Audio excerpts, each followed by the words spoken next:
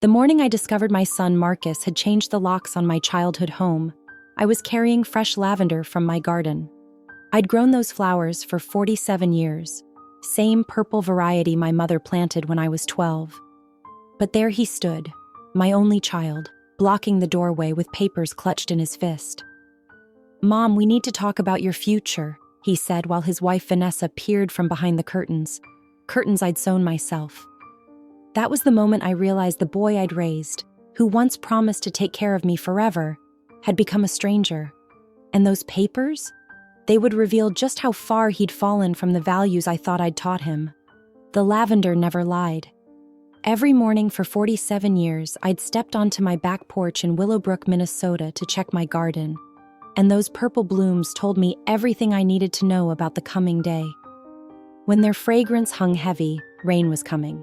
When they stood tall, we'd have sunshine. But that Tuesday morning in late September, they drooped despite the clear sky, their scent carrying something bitter. My name is Eleanor Hastings, though everyone in town knows me as Ellie. At 78, I'd lived in this Victorian house on Magnolia Street since 1976.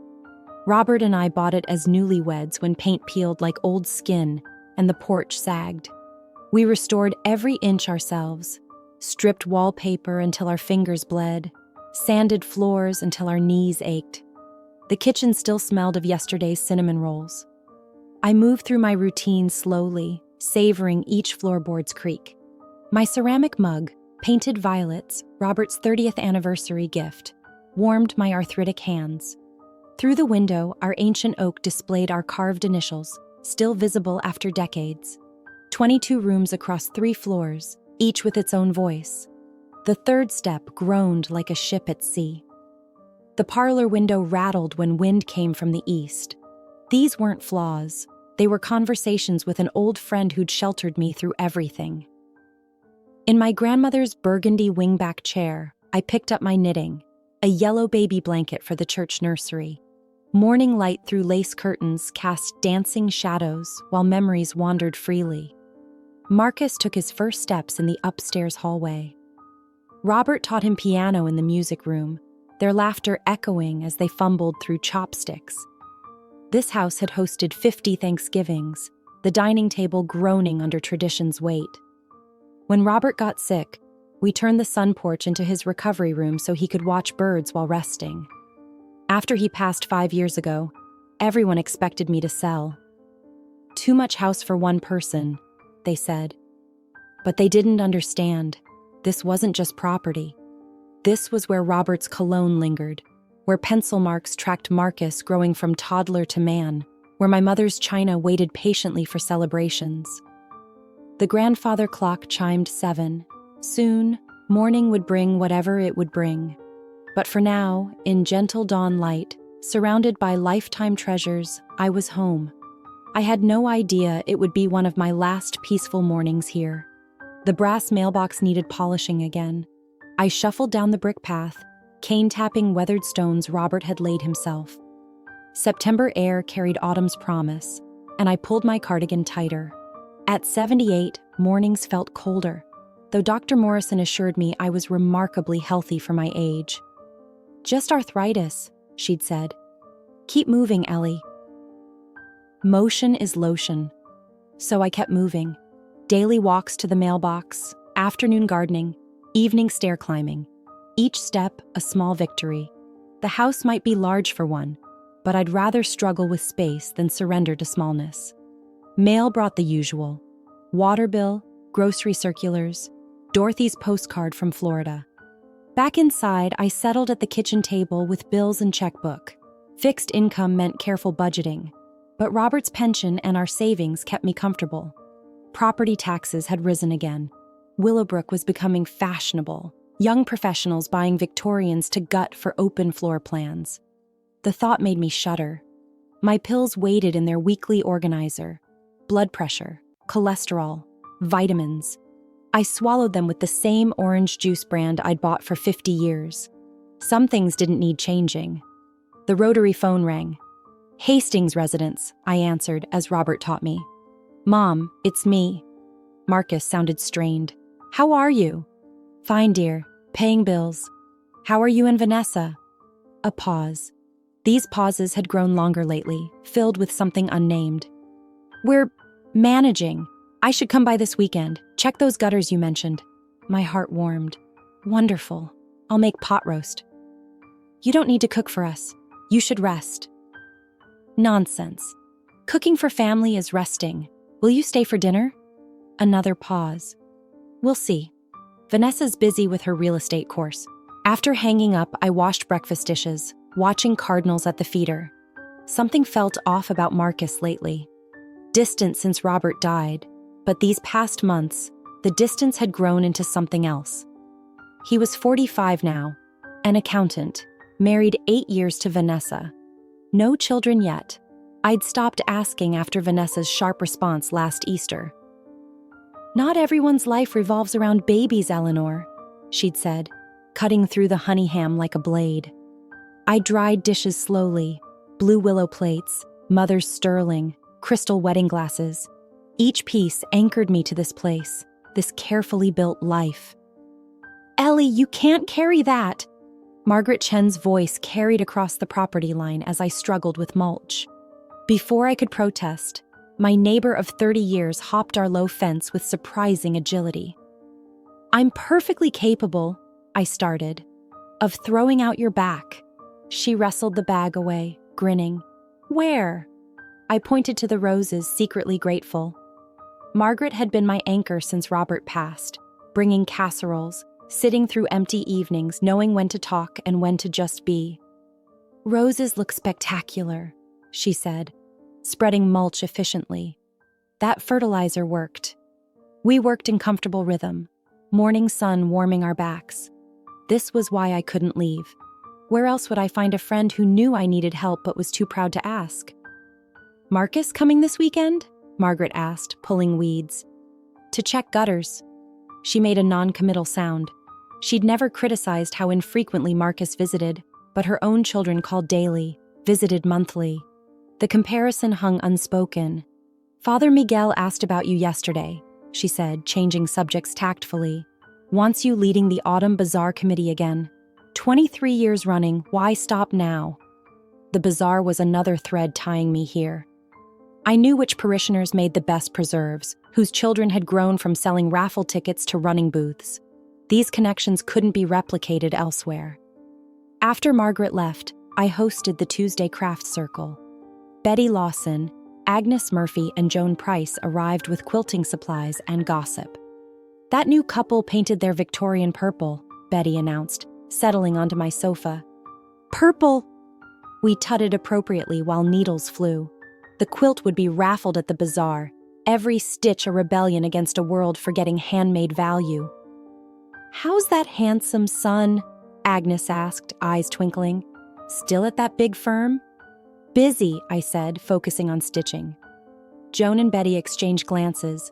They'd known Marcus since diapers, watched him grow from a sweet, helpful boy to a man who barely acknowledged them. And Vanessa? Joan ventured. Real estate, right? Very ambitious, I offered. The following silence spoke volumes. These women recognized daughters-in-law who viewed mothers-in-law as obstacles. Leaving, Betty pressed my hand. We're here, Ellie, for anything. I stood surrounded by evidence of community. Margaret's muddy footprints, Agnes's lavender scent, someone's forgotten thimble. This was wealth beyond property values. That evening, Father Miguel called about the bazaar. His voice, rich with Mexican cadence, filled my kitchen with warmth. The committee meets Thursday, Senora Ellie. We're counting on your apple butter. These were my people, my true family. They saw me as Ellie, gardener, quilter, keeper of recipes, not as a burden. Whatever storms might come, I had this foundation. Thursday arrived humid, making my joints protest. I was mixing Marcus's favorite apple muffins when car doors slammed early. Through the window, I saw his sedan and Vanessa emerging with textbooks and her sharp blazer uniform. Early, I murmured, removing my apron. Marcus used his key without knocking, my first warning. Usually he maintained the courtesy of knocking despite my reminders this was always his home. Mom? Where are you? Right here. I found them in my foyer, Vanessa already appraising the crown molding. What a lovely surprise. Marcus shifted uncomfortably, avoiding my eyes. At 45, he still had that stubborn cowlick, but his laugh lines seemed stressed rather than joyful. We need to talk about the house. My stomach tightened. Of course. Come in, I was making your favorite muffins. Mom, this is serious. He followed me to the living room. Vanessa's been researching. They sat on our first marital purchase, reupholstered thrice but solid. I took the wing back, seeing both their faces clearly. Research? I prompted, cold creeping up my spine. Vanessa leaned forward, manicured nails tapping her textbook. The property market has exploded. This house is worth $2.3 million, maybe more with renovation. How nice. I'm not selling. Mom, you're 78. This place needs work. Needs work? The word stung. I maintain everything perfectly. The gutters, foundation crack, electrical from the 80s, Vanessa rattled off from her phone. Maintenance costs are eating your income. How did she know my finances? I looked at Marcus, who looked ashamed. I mentioned some things. Vanessa's trying to help. By researching my home's value? By being practical, Vanessa interjected. You're one fall from disaster. This house is a liability. I forced steady breathing. What are you suggesting? Marcus transformed into his accountant persona. Sell, move somewhere manageable. Senior community, you'd be set for life. I'm already set, right here. Actually, Vanessa interrupted, pulling out documents. We have a better solution keeping the house in family. She spread papers with rehearsed efficiency. Life estate deed, transfer ownership to Marcus, retain living rights, avoids probate, reduces taxes, keeps family property. I stared at the papers, then my son. Give him my house. Just paperwork, Mom. Nothing changes. Except ownership. You'd have lifetime rights. In my own house. I stood, knees protesting. I need to check my muffins. Gripping the kitchen counter, I stared at the batter mixed with such hope. Through the window, my garden bloomed ignorantly. Returning, I found them whispering urgently. There's more, Marcus said heavily. Vanessa could manage the property with her license, make improvements, maybe rent unused rooms. The cold spread. No. Both looked startled. At least think, I said no. I opened the front door. Please leave. We're trying to help. Vanessa's mask slipped. Then offer it elsewhere. This is my home. Marcus stood slowly, disappointment mixing with anticipation. This conversation isn't over. They left without goodbye. I closed the door, heart racing. The muffins burned while I sat staring at Vanessa's accidentally forgotten business card, turning houses into profits. My son hadn't come for gutters or meals. He'd come for my home. This was just the beginning. The following week brought escalating pressure. Marcus called daily, each conversation circling back to the house. Tuesday brought the worst escalation yet. I was checking Christmas lights in the basement when I heard footsteps overhead. Heavy ones, definitely not Margaret's. Hello? I called, reaching for Robert's old baseball bat. Who's there? Just me, Mom. Marcus's strained voice. More footsteps, multiple sets. I climbed quickly as my knees allowed, finding Marcus in my kitchen with two strangers, a suited man with a tablet and a woman with measuring tape. What is this? Mom, this is Derek Chen, property assessor, and Julia Martinez, interior designer. They're just looking at what? I didn't invite them. Derek stepped forward with a practiced smile. Your son requested a preliminary assessment, no obligation. Get out, all of you. Julia was already photographing my kitchen. Original 1920s cabinetry. I said, get out. Everyone jumped. Julia dropped her tape. Mom, they're professionals. Mr. Chen, Ms. Martinez, you're trespassing. Leave or I call police. They looked to Marcus, who nodded miserably. Julia couldn't resist. Original hardwood throughout. Worth, Julia. Derek pushed her out. Alone with Marcus, I faced this stranger wearing my son's face. How dare you? I have a key, I thought, for emergencies, not for real estate vultures. I moved to the stove, hands shaking. Tea before you go? Go? Mom, you're being irrational. I'm irrational? You bring strangers to case my house? Vanessa knows Derek from class. We wanted accurate assessment of property that isn't yours. It will be eventually. The words hung like a curse. We stared across the kitchen of thousands of meals, bandaged knees, homework sessions. Leave your key. Mom, the key, Marcus. Cold calculation crossed his face. He slammed the key down. This isn't over, Vanessa says. I don't care what Vanessa says. I turned away, filling the kettle. She's turned you into someone unrecognizable. The door slammed, rattling pictures. That evening, calls started. First Vanessa, syrupy sweet. Eleanor, let's have lunch. Just us girls? I hung up. Then Marcus's voicemails progressing from apologetic to accusatory. You're being stubborn. This is for your own good. Thursday, Robert's brother Tom appeared at my door. I hadn't seen him since the funeral. Marcus called, he began in my living room. He's worried. Is he? Says you're being difficult about the house. Robert always said it was too big. A lie. Robert loved every inch. I let Tom continue about family legacy and financial responsibility while planning my grocery list. You'll think about the life estate? I'll give it appropriate consideration, I said, showing him out. The campaign continued. Vanessa sent luxury senior community links. Marcus forwarded articles about elderly home accidents. Someone signed me up for reverse mortgage newsletters. Sunday, I found them at early service in our 40-year pew. Vanessa wore modest dress, shark persona hidden under piety. During peace, Marcus grabbed my hands with tears. Peace be with you, Mom. I'm sorry. We just want what's best. I searched for the boy who'd planted tulips with me, who'd cried when Whiskers died, who'd promised to care for me. That boy was gone, replaced by someone seeing my home as commodity, my resistance as senility. And also with you, I replied, because some rituals transcend betrayal. But I decided.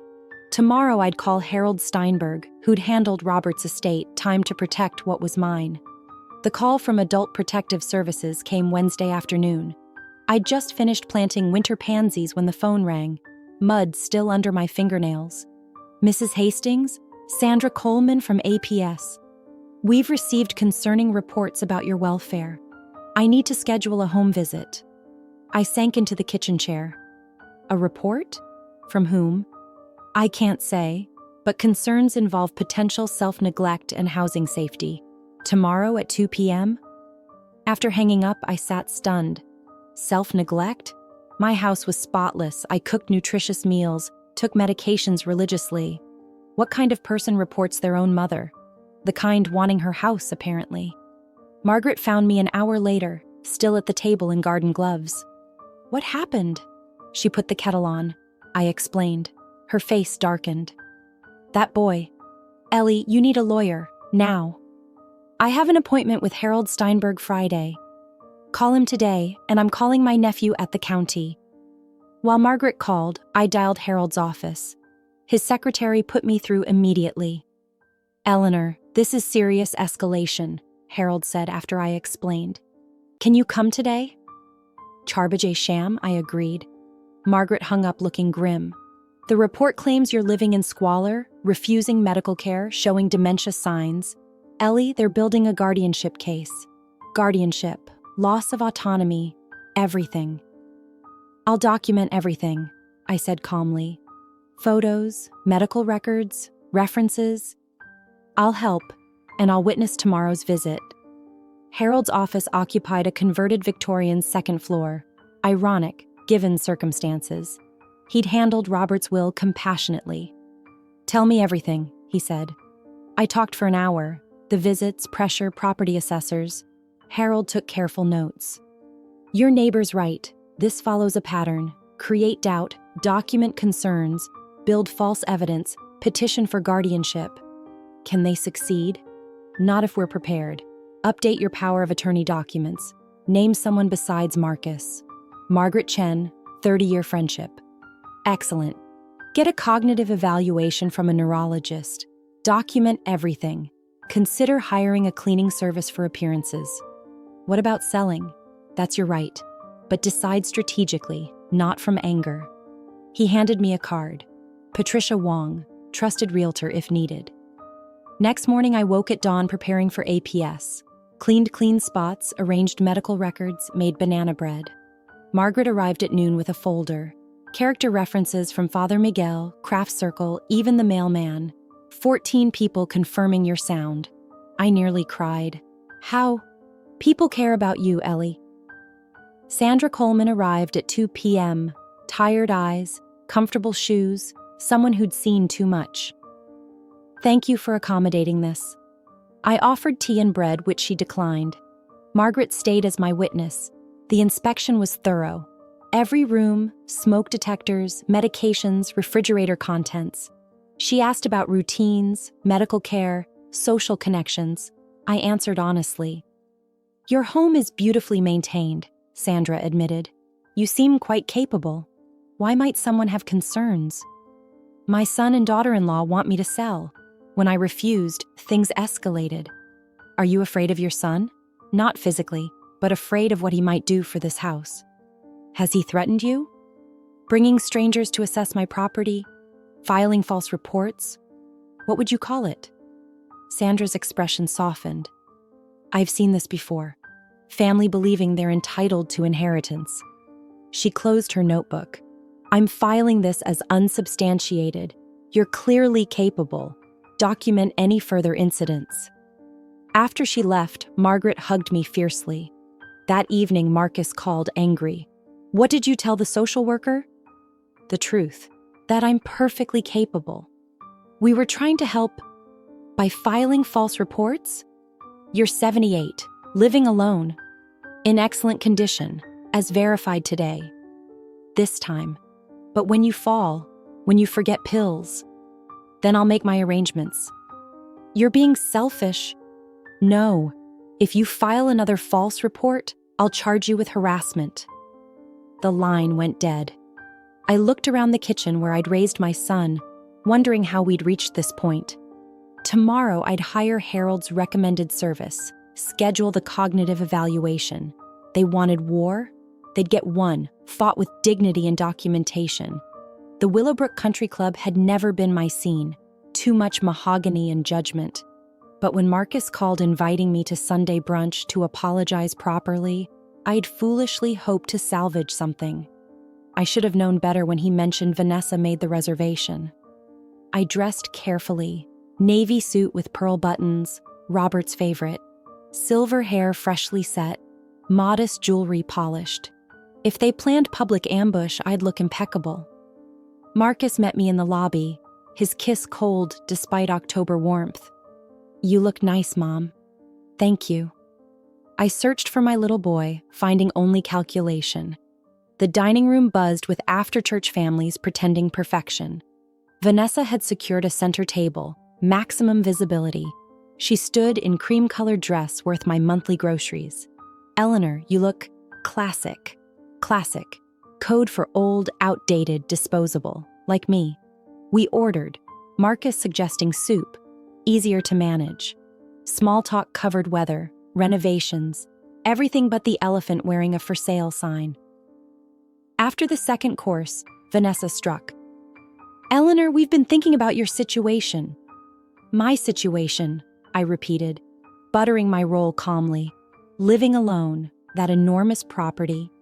She produced glossy brochures, perfect solution, Sunset Gardens assisted living, premium seniors community, smiling elderly people looking grateful to be warehoused. Best facility in state, Marcus added. Private rooms, gourmet dining, I have a home. But for how long? Vanessa leaned forward, voice carrying. You're almost 80. Those stairs, one fall from disaster. I'm 78. I navigate perfectly well. For now, more papers appeared. Statistics show 70% chance of serious injury. New roof, $20,000. Foundation, $15,000. Where's that money coming from? Neighboring tables noticed. Heads tilted. Forks paused. Deliberate venue choice. I have savings, which won't last 5 years. Marcus scrolled his phone. I've run numbers. Your income versus expenses broke by 83. You've gone through my finances? Someone must be realistic. Vanessa's voice rose. You're irresponsibly clinging to a house you can't maintain. My family is trying to steal my home. Steel cracked like a whip. Conversation stopped. How dare you, Vanessa hissed. We're trying to help? Help? You want my house. Admit it. Fine. Yes, I want it. Someone should use it instead of watching it rot while you pretend capability. Do you know it's worth? What we could do? Vanessa, Marcus tried. No, I'm tired of pretending this is about welfare. She's sitting on gold mine, too stubborn to see reason. That house should go to family who can maximize value. Silence. There it is, I said softly. Truth. Mom. I pulled away. When did I become an obstacle to inheritance rather than your mother? When Vanessa convinced you I was a foolish woman squatting on your fortune? His face flushed. That's not... You calculated my life expectancy against property values?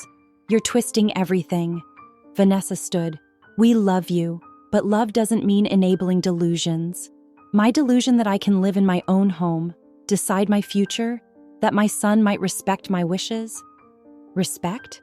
What about respecting our future? Future grandchildren needing inheritance. Children? I looked at Marcus. You're planning? He looked away. Maybe. The house would help afford, so you'd sell my home for a maybe family. Better than dying alone, Vanessa shouted. Which will happen. You'll die alone, probably undiscovered for days because you're too proud. The maitre d' approached, but I wasn't finished. You know what, Vanessa? You're right about one thing. Someone should benefit.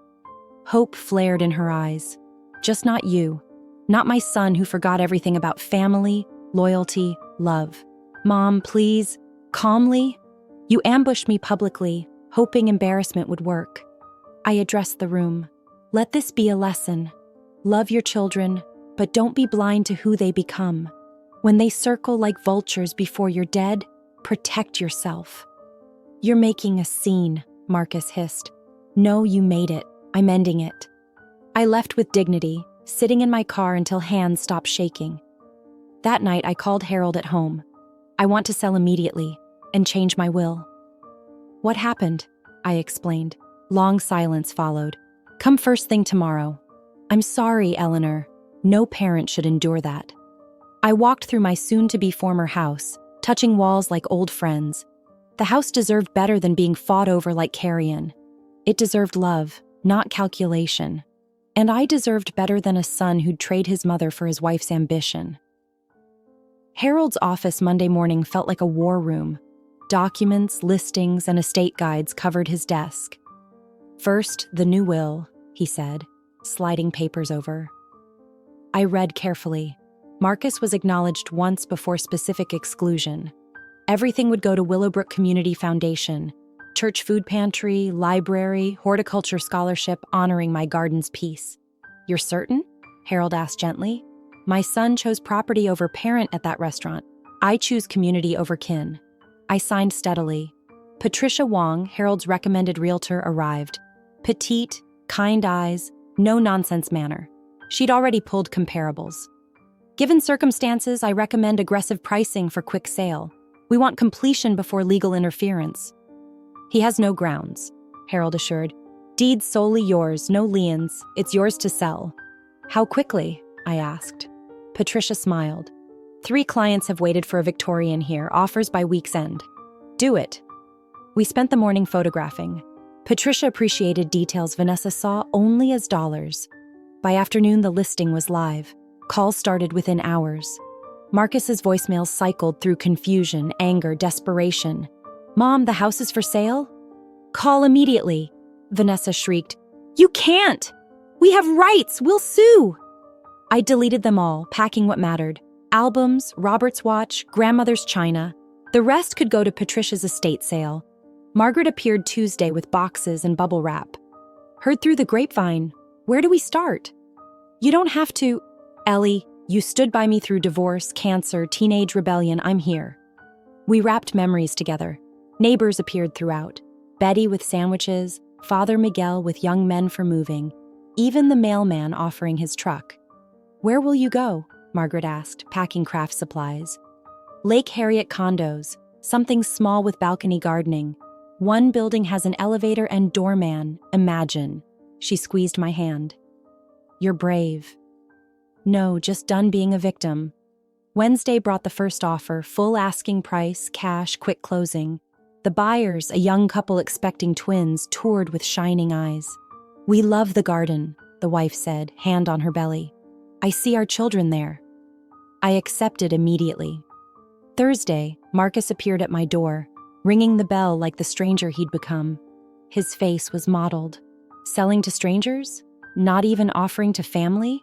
Family doesn't ambush mothers publicly. Family doesn't file false reports or calculate life expectancy. We never, Mom, please talk. We did talk. At the restaurant. Your wife was crystal clear. Vanessa was emotional. Vanessa was honest. Finally. I started closing the door. He blocked it.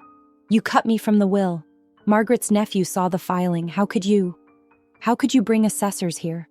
Try declaring me incompetent? Sit with spreadsheets calculating my death? I was helping yourself to my house. I searched for my little boy one last time. The son I raised would never have done this. I'm your only child, and I'm your only mother. That didn't stop you treating me like an obstacle. His face crumpled. Mom, we can fix this. The house sold. Closing in 2 weeks. Will is filed. Nothing to fix. Where will you go? Somewhere without harassment. I'm changing my number. Contact goes through Harold. You're cutting me off? You cut me off first. You just used nicer words. I closed the door on his shocked face, turning the deadbolt finally. That night, surrounded by boxes labeled Lake Harriet Condo, I felt freedom instead of sadness. For months, I'd played defense against their schemes. Now I chose my path. The house would shelter a family who'd love it. I'd take memories, leave walls. My new condo, bright, modern, accessible. Balcony facing west for tomatoes and herbs. Community room for craft circle, small gym, neighbors who chose to downsize. Perfect, Margaret declared, seeing the listing. 20 minutes from me. Friday, Patricia called. The buyers want your garden notes, planting schedules, care instructions. Of course, the house deserves proper tending. Eleanor, I've rarely seen such grace. Your son doesn't deserve you. I returned to packing. Each sealed box reclaimed myself. Not running, walking toward better. Where worth wasn't property values, where decisions were respected, where I'd age with dignity. Marcus would learn from others, would rage and threaten. But Harold had documented everything perfectly. The house was mine to sell, will mine to change, life mine to live. Let them come. I was ready. The process server found me at Lake Harriet 3 days after moving. I was arranging grandmother's china when he rang. Eleanor Hastings? He looked apologetic. Papers for you. I accepted calmly, even offered water, then spread documents on my new table. Smaller but perfect for one who entertained occasionally. Not grand holiday dinners for ungrateful relatives. Marcus and Vanessa sued to invalidate the sale, claiming elder abuse, undue influence, diminished capacity. Affidavits from Tom and unknown neighbors expressed concern about my mental state. I called Harold immediately. Expected, he said calmly. We have your competency documentation, APS clearance, country club witnesses. This is desperation. Still, seeing Marcus's signature calling me senile stung. Following weeks blurred with legal meetings, depositions, harassment. Marcus called Harold's office daily demanding my address. Vanessa started social media campaigns. Family legacy stolen and elder abuse is real. Margaret's nephew screenshot everything. Worst came at my regular checkup. Dr. Morrison looked troubled. Ellie, I've received concerning calls about your mental state from your son. What do you believe? She smiled. You're my sharpest patient, but let's document officially. Cognitive evaluation ? I agreed. Spending an hour with tests. Perfect score. Dr. Morrison made copies for Harold, adding strongly worded letters about inappropriate family influence attempts. Court hearing set for November 15th. Meanwhile, condo life revealed everything hoped. Neighbors friendly without intrusion. Elevator meant no stair worries. Carlos the doorman learned my routine, always ready with smiles. Container garden thrived on balcony. Though missing sprawling beds, contained beauty satisfied. Craft circle adapted to community room. Father Miguel blessed my new home. God moves mysteriously, he said, sprinkling holy water, sometimes using difficulties to guide us. Mysterious ways included a restraining order after Marcus appeared. Carlos called me first. Gentleman claiming to be your son. Should I allow him? Number, ask him to leave. If he refuses, call police. Marcus refused, screaming about rights as son, threatening everyone. 3 residents called 911. Police found him berating Carlos. Harold fast-tracked the restraining order. Legal bills mounted, eating retirement funds. But Margaret organized a GoFundMe. Help Ellie fight for freedom. Within days, it covered fees. Comments brought tears. Mrs. Hastings taught my daughter knitting when we couldn't afford care. Time to give back. Ellie brought meals after my husband's heart attack, praying for justice. Vanessa tried removing the fundraiser, claiming fraud. The platform investigated, keeping and featuring it in their elder rights newsletter. 2 weeks before hearing, Harold called. The house buyers want to testify. Marcus and Vanessa have been harassing them. What? I sank into my perfectly sized chair. Driving by, photographing, approaching at grocery stores demanding to know how they manipulated you. The pregnant wife is frightened. My heart ached for the young couple. Tell them I'm sorry. They don't blame you. They're furious for you. Day before hearing, an unmarked package arrived. Inside, Marcus's journal filled with calculations, property values, my life expectancy, insurance policies. Final entry before the restaurant confrontation. V says mom could live another decade. Can't wait. Need forcing. Country club Sunday. Public pressure. The Christmas gift journal I'd given him used to plan my disposal. Harold was ecstatic. Perfect evidence. Premeditation, financial motive, conspiracy. I suspected Vanessa, realizing her mistake, but I'd never know. Hearing day arrived gray, fitting for formally funeraling our relationship. I dressed in deep purple, strong, not navy with bad memories. Margaret drove. Whatever happens, you've won. You chose dignity. That's victory. But I wanted legal vindication too. At the courthouse, I saw them. Marcus haggard, wrinkled suit, too long hair.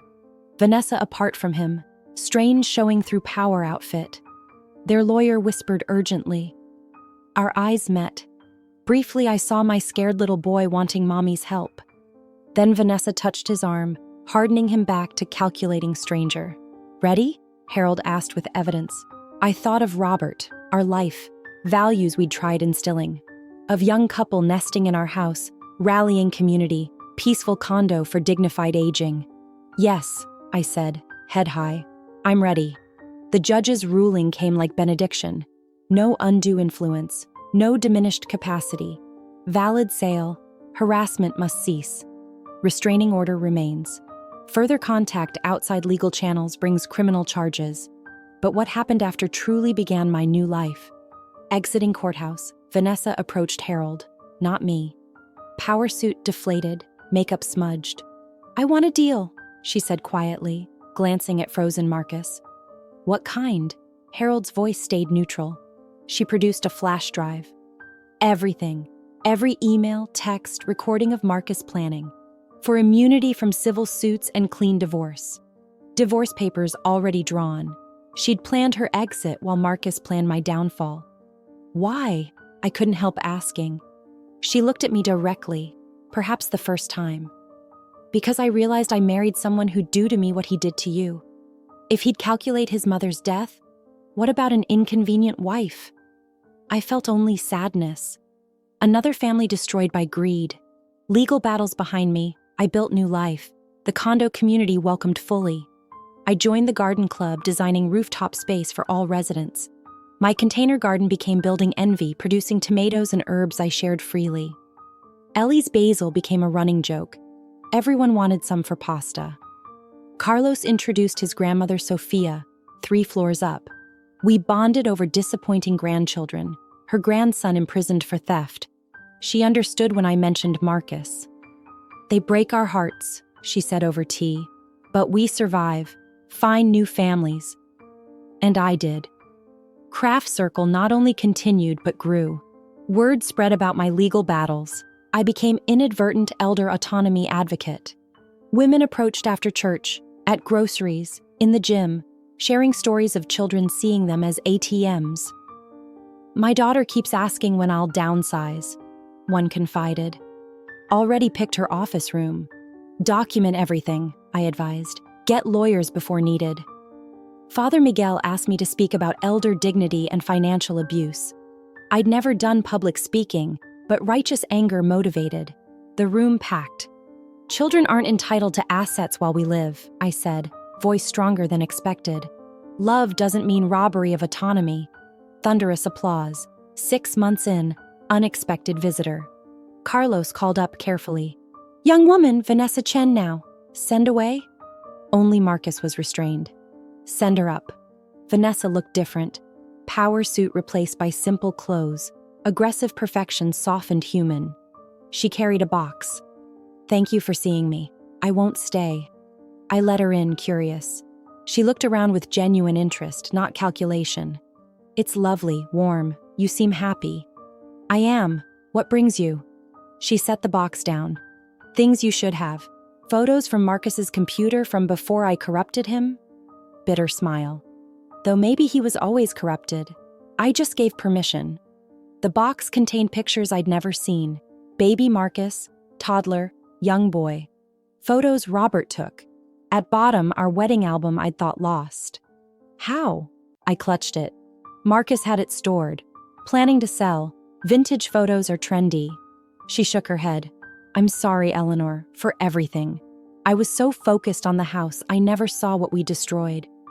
We all make choices. Yes. She stood. I'm in therapy. Learning boundaries, respect, healthy relationships. Should have known before pushing your son to betray you. He made his choices too. At the door. Divorce final next month. Moving to Portland, starting fresh. You deserved better.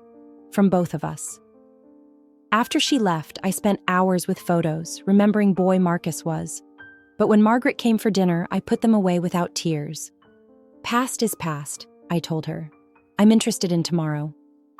Tomorrow included teaching knitting, expanding garden, planning Portland trip with Craft Circle, Sunday dinners with Margaret, movies with Sophia, coffee with friends knowing me as Fighter Ellie. 1 year after sale, I stood on balcony watching sunset over Lake Harriet. Tomatoes thriving, basil perfuming air. Inside, grandmother's china gleamed, photos covered walls. Life filled space perfectly. Doorbell, Margaret with Thursday takeout. Passing hallway mirror, I stopped. The woman reflected stood straighter. Eyes clear, unafraid, fierce. Someone who'd fought for freedom and won. Coming, I called, but took another moment to smile. This was new life, not grand gestures, but daily choices to thrive. Every tomato, every scarf, every friend was small victory. The Magnolia House sheltered another family. But I'd built better, a life of dignity, friendship, joy. And no one, not even my son, could take that. 2 years passed in contentment. Morning gym exercises, afternoon rooftop gardening, evenings with friends or books. I'd even started dating if coffee with Harold's widowed brother Samuel counted at our age. Then came the call threatening my hard-won peace. Eleanor? Harold's voice was unusually gentle. Marcus was in an accident. The world tilted. Despite everything, maternal instinct surged. Is he alive, but seriously injured? Car accident in Chicago. He's at Northwestern Memorial. I sat heavily. Vanessa? They divorced, remember? Hospital contacted you as next of kin. He's asking for you. My hand trembled holding the phone. 2 years of silence, of legal restraining orders, of rebuilt life. Now this. I don't have to go, I said, testing the words. No, Harold agreed. You don't, but I wanted you informed. After hanging up, I sat in my peaceful living room, photos of new life surrounding me. Garden club awards, craft circle quilts, pictures with Margaret and Sophia. The life I'd built after Marcus tried to destroy me. But underneath lived 20 years of first steps, skinned knees, bedtime stories, the sun before the stranger. Margaret found me still sitting an hour later. She'd used her key when I didn't answer. "What's wrong?" She sat beside me, taking my hand. I told her. She listened without interrupting. "What do you want to do?" she asked finally. "I don't know. He tried to steal my home, called me senile, calculated my death. But he's still my son." "No," Margaret said firmly. "Your son was the little boy who helped plant tulips. This is the man who betrayed you. Don't confuse them." But I was already confused. That night I barely slept. Memories fought with anger, maternal instinct with self-preservation. By morning I'd decided. I'd go, but protected. Harold arranged temporary restraining order suspension for hospital visits only. Margaret insisted on driving. "If it gets too much, we leave," she said. "Promise?" "Promise." Northwestern Memorial loomed gray against Chicago sky. At the ICU desk, a tired nurse checked computers. "Marcus Hastings? You're listed as emergency contact. He's been asking for you constantly." "Room 314. Outside his door, I froze. Margaret squeezed my shoulder. "I'm right here," she whispered. I entered alone. Marcus lay surrounded by machines. Bruised, broken, tubes everywhere. But conscious, eyes tracking to me immediately. "Mom?" His voice came weak, raspy. "You came." I approached slowly. "Hello, Marcus." Tears slipped down his cheeks. "I'm sorry, so sorry, for everything." I'd imagined this moment, him apologizing, me forgiving or rejecting. But reality felt different. He looked small, scared, alone. "What happened?" I asked instead of responding. "Drunk driver. Came from nowhere." He struggled to breathe. 3 surgeries. Might not walk again. I absorbed this. My son, who'd walked all over me, might never walk himself. "Mom," he continued with effort, "I know I destroyed everything. The house, the trust, us. I let Vanessa convince me. No, that's wrong. I convinced myself you were just an obstacle. I was so wrong." "Yes," I said simply. "You were. Could you ever forgive me?" The question hung between us. Could I? Should I? Forgiveness wasn't forgetting. It wasn't resuming relationship. But maybe it was releasing the anger I'd carried. "I don't know," I answered honestly. "You hurt me deeply. Tried to destroy my life for money. I know. I've had 2 years to think. Vanessa left with half everything. Lost my job over the lawsuit publicity. Lost everything that mattered chasing what didn't. Poetic justice, perhaps. But I took no satisfaction seeing him broken." "What do you need?" I asked. Hope flickered in his eyes. "Just knowing you don't hate me. That maybe someday." "I don't hate you," I said, surprising myself with truth. "But I don't trust you either. That may never change." He nodded painfully. "I understand. I just needed to say sorry, really sorry, not for money or houses, for losing my way, for losing you." A nurse entered, checking monitors. "He needs rest," she said gently. I stood to leave, then turned back. "I'll have Harold check on your care. Make sure you have what you need. But Marcus? This doesn't change things between us. The restraining order stays. My life stays private. Understand?" "Yes," he whispered. "Thank you for coming, for letting me apologize." Walking out, I felt lighter somehow. Not reconciled. That might never come.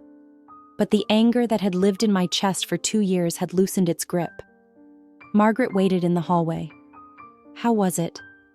"Necessary," I said. "Let's go home." Driving back to Minneapolis, I watched landscape pass. Marcus would recover or not.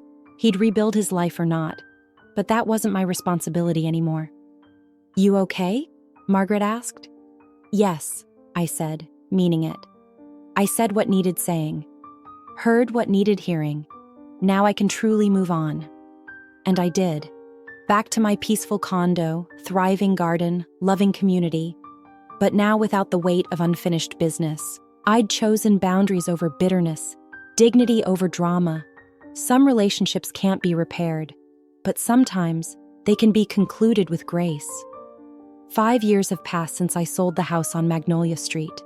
5 years since my son revealed his true nature in a country club dining room. 5 years of building a life defined not by what I lost, but by what I chose to create. I'm 83 now, the age Marcus once circled on his mortality spreadsheets. Yet here I sit on my balcony, very much alive, watching sunrise paint Lake Harriet gold. My tomatoes grow tall in their containers, basil perfumes the morning air, and inside, coffee percolates in the machine Samuel bought me last Christmas. Yes, Samuel and I made it official. A wedding at 81 that had Father Miguel beaming and the craft circle crying happy tears. Never too old for love, he'd said, slipping the ring on my arthritic finger. He moved into my condo, bringing his books and gentle humor.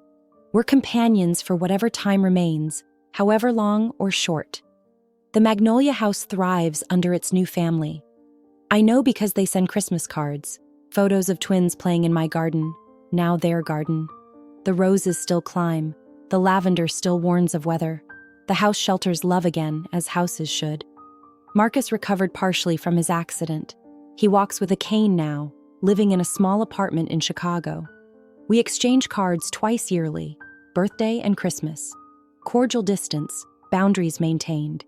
He's rebuilding his life slowly, working at a nonprofit helping elderly people navigate financial abuse. Ironic, perhaps, or maybe appropriate penance. I wish him well from afar. Vanessa sent a note last year from Portland. She's remarried, has a daughter, works as a patient advocate. I learned from our mistakes, she wrote, teaching my daughter that people matter more than property. Growth is possible, even for those who seemed irredeemable. My life flows in gentle rhythms. Mornings with Samuel, reading newspapers over breakfast. Garden club meetings where we plan new rooftop additions. Craft Circle Tuesdays, where our needles create beauty while solving world problems. Teaching knitting at the community center. Watching young hands learn old skills. The GoFundMe supporters became friends. We meet quarterly, Ellie's Army, they call themselves. All of us fought family battles over autonomy. All of us won at great cost. We share resources, support each other, prove that chosen family can be stronger than blood. Margaret remains my dearest friend.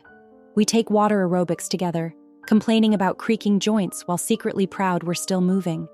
Her nephew, who helped expose Marcus's schemes, became a social worker specializing in elder advocacy. Seeds planted in difficult soil sometimes bloom unexpectedly. I've spoken at 3 conferences about elder financial abuse. My story, once source of pain, now helps others recognize danger signs. Document everything, I always emphasize. And remember, loving your children doesn't mean letting them rob you. The condo board elected me president last year. I protested I was too old. They laughed.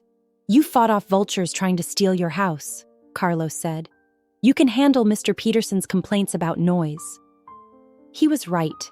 After facing down my own son in court, neighbor disputes seem manageable.